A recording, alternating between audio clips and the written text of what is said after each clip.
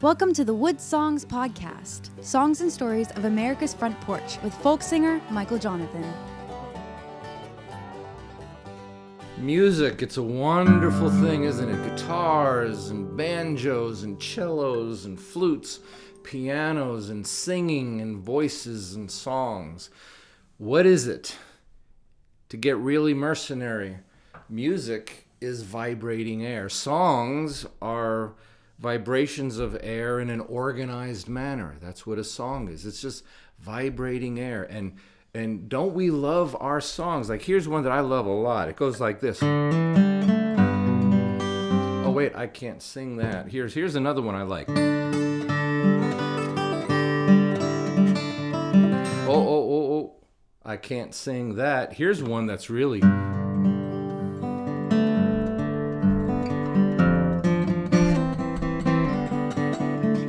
Oh, wait a minute. I can't sing that either. You know why?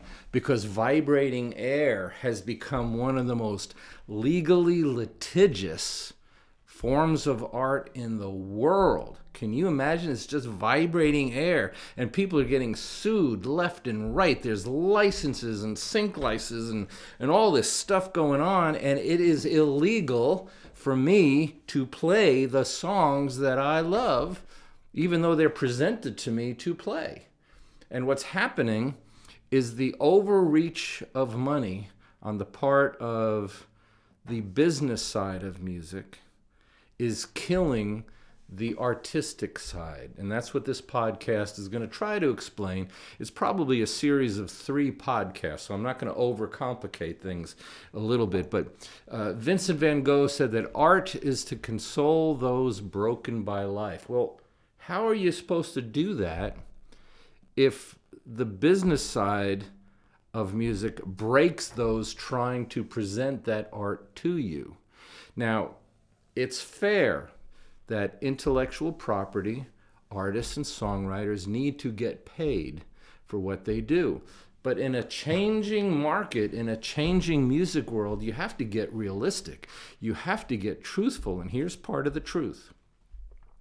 There are no record store chains left in America. Nobody dreamed a few years ago that the biggest retailer of CDs in America was going to be Cracker Barrel, really? And so people don't buy this stuff anymore. This is called mechanical royalties. When you buy a CD, when you buy an LP, back in the day a cassette, that's a mechanical royalty, and the songwriter gets a part and the artist gets a part. Well, what's happened? Mechanical royalties have essentially dried up. It's gone. A lot of famous bands won't put out CDs and LPs anymore. Why? Nobody's buying them. Even now, lately, going to concerts and stuff, the sales of the hard copy stuff, the mechanical royalty stuff, even there is drying up. So what is happening? Now they're looking at the other sources of income. Things like sync licenses. What is that? Well, when you write a song and it gets on TV or a movie, you get a royalty. Well, that's fair. Another one is venue licensing. Boy, I got a bone to pick about that one. What does that mean? It means that if you play This Land Is Your Land, which I'm not allowed to play here, on a park bench, and the city park does not have a BMI or ASCAP license, the park can get sued for you playing This Land Is Your Land. If you sit in a coffee house and you play your favorite Hank Williams song, if the coffee house does not pay BMI, ASCAP, CSAC, and now another one started by Irving Azoff, for licensing places, these are called PROs, P-R-O, Performing Rights Organizations. And they invade venues for licenses. Now here's where it gets weird. If you play your Hank Williams song in a coffee house, let's say that little coffee house is paying these licenses.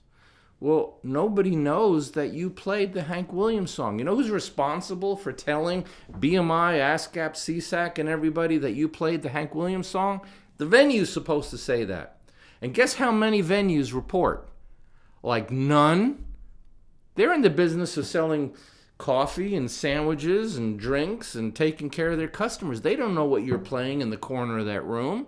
And so the songwriters aren't getting paid, but the pros, the performing rights organizations, are getting millions of dollars in fees without knowing truly how to distribute them. And that's why, if you go to Nashville, for example, the only remaining palaces of the old business model on Music Row are BMI and ASCAP. Everything else is gone. The publishing houses are gone. The management companies are gone. The little record labels are gone. Music Row has become a strip mall. It's become a place of condos and stuff. The music world is essentially gone. And the only ones remaining are those collecting these license fees without knowing truly where they're supposed to be paid. Here's where it gets even more interesting. If an artist comes on WoodSongs and they have an album and they have a Gordon Lightfoot song on their album, that's called a cover. They're covering somebody else's song. They're not allowed to play that on WoodSongs anymore. Why? Because the publishing company wants to extract money from anybody who's broadcasting anything, and here's where that gets dumb. The artist already paid to put the song on their album. They licensed the Gordon Lightfoot song. It's on their album. Now they're trying to sell their album to people who don't buy albums anymore. But the publisher who owns that song wants the broadcaster to pay for what the artist is going to play. And so now broadcasters all over America, including WoodSongs, are telling the artists you can only play original songs that you own or traditional public domain songs, songs that nobody owns. And you can play that instead. Well, the pursuit of money, what has that now accomplished? Not only is the artist not able to sell his CD with that song on it, but now the broadcaster is not allowing the Gordon Lightfoot song to be heard because we can't afford to pay the licensing fees for that. So who's it benefiting? The suits in the publishing companies are attacking the media sources to getting the word out to you, the public, that the song even exists on this album, and now nobody's benefiting. Gordon Lightfoot's not benefiting, the artist is not benefiting, WoodSongs is not benefiting at all. So it's sort of like adhering to the rotary phone when the whole world is turning wireless. And so the music business is holding on to the rotary phone. Go back to the venue licensing, the little coffee houses and parks and farmers markets and schools that have to pay these outrageous licensing fees so that an artist can play what they want in the corner of the room. Who's getting the money for that?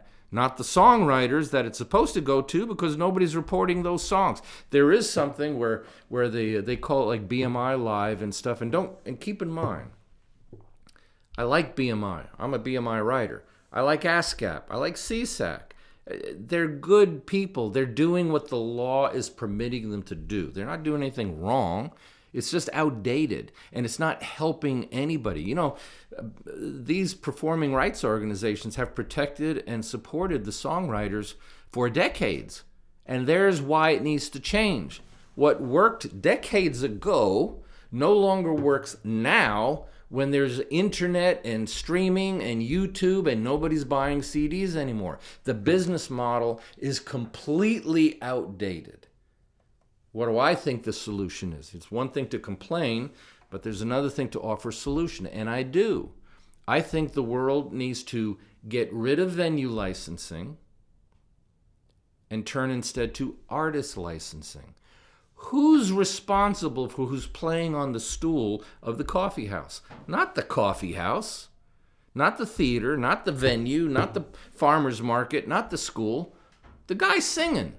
So can you imagine if you can do an artist license where every artist pays for a license, you go to a website that's an exchange run by BMI, ASCAP, and CSAC, and whoever, right? They all run it together. You pay your little fee. You get your license. It's like a driver's license. With a driver's license, you can drive wherever you want, right? Any place. You don't need nobody's permission. You don't have to get clearance. You don't have to get a written form. You just go. And with an artist license, you can now perform on any stage in America that you want. Because when you get your license, you type in your playlist. Every artist knows what they're going to play. So now they know Hank Williams is part of my playlist. Bob Dylan is part of my playlist. Gordon Lightfoot is part of my playlist. Whoever. And now BMI, ASCAP, and CSAC, through the internet, through the online exchange, knows who to give the royalty dividend to. You type in your own songs, okay? And if Joe Blow plays one of your songs, well, by golly, you're going to get something now, too. Artist licensing replaces venue licensing. Let's go back to broadcasts. WoodSongs cannot let anybody play somebody else's song. To me, that's ridiculous. It's vibrating air, people. It's vibrating air. What good is the vibrating air if the public is not allowed to hear it? How are the publishers helping the songwriters who wrote that vibrating air if other artists are not allowed to play it? Yes, I know songwriters need to get paid, but there has to be some kind of a reasonable compromise to what the business model used to be to what it actually is now. You want to hear a horrible true story? We had a little 11-year-old boy on WoodSongs, 11 years old. He played the fiddle. He was going to play 2 traditional public domain songs in a little medley. 11 years old, just excited out of his mind. The cameras are rolling. The audience is applauding. He's on a national broadcast of WoodSongs. It's time for him to play. And what does he do? In the middle of the 2 traditional songs, he thought he'd get cute. And he played the theme from the Flintstones. Something that little kids would love to do, right? It was cute. The publishers use AI programs to listen to things like our show and every other show. And the AI program heard the theme from the Flintstones.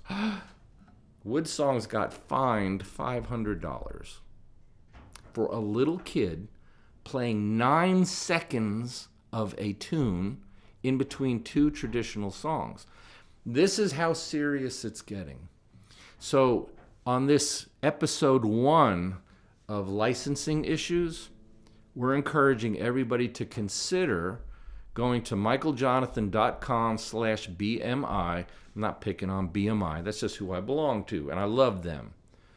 But it explains why the business model of licensing needs to change. Venue licensing needs to change, and broadcast licensing needs to change. You know, it's getting harder for radio stations to play these hit songs because as the mechanical royalty world fails, nobody's buying LPs and CDs like they used to. As that world fails and that money dries up, then the publishing part, they're going after it with a vengeance. And the costs and licensing fees are going up and up and up. These little venues like coffee houses and small theaters and clubs, they have representatives showing up threatening to shut them down if they don't pay these outrageous fees. And so a lot of venues don't even want to present live music anymore. So here's what would happen. If we convert to artist licensing and get rid of venue licensing, guess what's going to happen?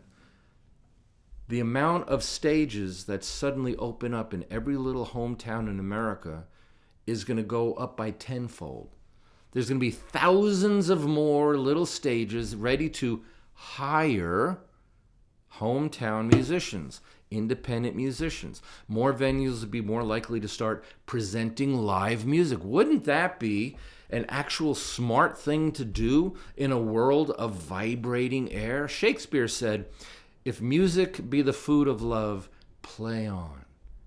Well, when you're not allowed to play, the food of love starts drying up. And I submit that America is becoming musically emaciated because that love of music is being traded off for the search for money. And who in the end is not getting paid? You've all seen the stories. The songwriters are getting nothing. The publishers and the owners of the streaming services are billionaires. But the little artists that you are not allowed to play their songs in public of are getting nothing. So watch this podcast for the next episode about this licensing dilemma. Okay, it needs to change. You know, Henry David Thoreau said, to affect the quality of the day, that is the highest of arts. And with this podcast, that's what we're trying to do. Rattle the cage, affect the quality of the day. The WoodSongs Podcast, Songs and Stories of America's Front Porch, is presented worldwide by Martin Guitars, the Department of Kentucky Tourism, and listeners like you. Visit us online at woodsongs.com. Thanks for listening. I'm Gabrielle Dahlgren.